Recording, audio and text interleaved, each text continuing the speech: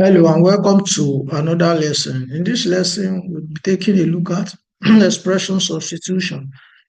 Template string allow interpolation of expressions in strings. So just as we have seen how you can, use a template string for, variable interpolation in the previous example. In this example, we use how you can use template string for interpolation of expressions. So let's dive into this. Bring up my editor, make a simple HTML document and say expression interpolation.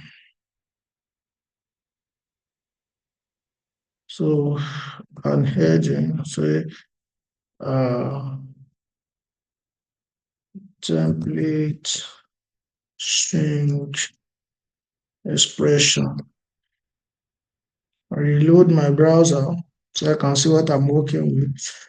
And so I'll make a script tag here,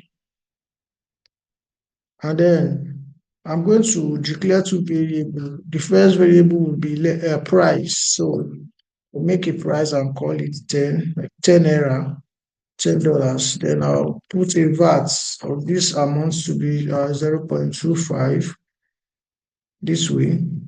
Then I want to make a total for this variable. So I want to add price and also calculate VAT on it. So I can just easily make my template string. Don't forget that backtick.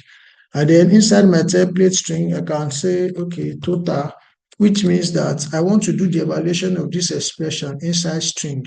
As you can see that this total that I have here is a string. So total equals to, what do I want to do?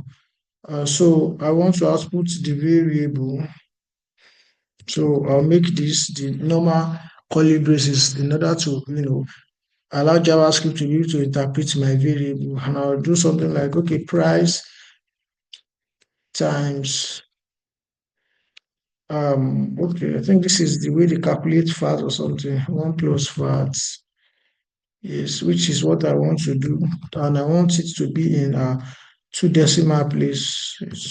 So two decimal places, just use document.write to get the value of my variable out total. Now, as you can see, the total now is 12.5. So JavaScript allows you to perform expression inside string, and it will interpret it and give you the correct answer to your expression, as you can see. So this is price, this is 10. I'm multiplying it with the value of adding 1 plus VAT, and telling JavaScript to give me an output in two decimal format. And as you can see, to a fixed point of 2. And as you can see, I'm getting to 12.5 in my browser, which is the correct evaluation of this expression. So this is how you use template string to evaluate expression in JavaScript. I'll see you in the next lesson. Thank you for standing by.